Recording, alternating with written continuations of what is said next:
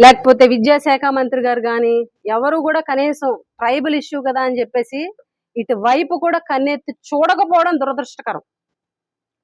ఈరోజు ఏదైతే జగన్మోహన్ రెడ్డి గారు కేజీహెచ్కి రావడం, ప్రభుత్వాన్ని ప్రశ్నించడం, ఏదైతే 5 లక్షలు ప్రకటించారో ఆ 5 లక్షలకు సంబంధించి కూడా పార్టీ పెద్దలు వచ్చి చెక్ను అందిస్తారు ఈ వారం రోజుల్లో.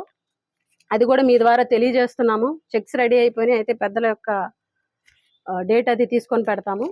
అలాగే ఇంకొక విషయం కూడా చెప్పదలుచుకున్నాం.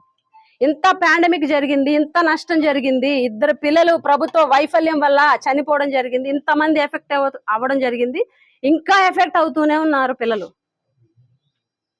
ఏదైతే ఇప్పుడు జరిగినటువంటి ఈ ప్రభుత్వ నిర్లక్ష్యం వల్ల ఏదైతే జరిగిందో ఈ ప్రభుత్వానికి వ్యతిరేకంగా మేము హ్యూమన్ రైట్స్ కి వెళ్తున్నాము, హ్యూమన్ రైట్స్ కమిషన్ ని కలవబోతున్నాము.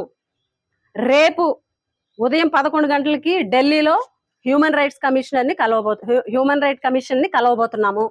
అలాగే ఎల్లుండ నేషనల్ ఎస్టీ కమిషన్ ని వెళ్ళి కలవబోతున్నాము. చైర్మన్ ని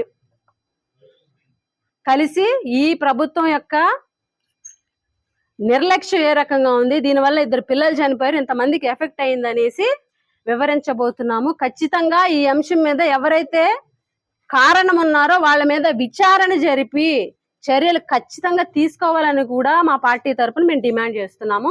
రేపు ఎల్లుండి ఢిల్లీ వెళ్ళడం జరుగుతుందని కూడా మీడియా ద్వారాగా మేము తెలియజేస్తున్నాము. అలాగే 5 లక్షల చెక్ ఏదైతే మా అధ్యక్షుడు ప్రకటించారో ఆ చెక్ను కూడా వారం రోజుల లోపే, నాకు తెలిసి బుధవారం గురువారం అయితే పెద్దల డేట్ తీసుకొని మళ్ళీ మీడియా వరకు కూడా తెలియజేస్తాను కూడా ఈ సందర్భంగా తెలియజేస్తూ, ప్రభుత్వం ఇప్పటికైనా నిర్లక్ష్యం వహించకుండా పిల్లల విషయంలో జాగ్రత్త వహించాలని కూడా ఈ సందర్భంగా మేము డిమాండ్ చేస్తున్నాం.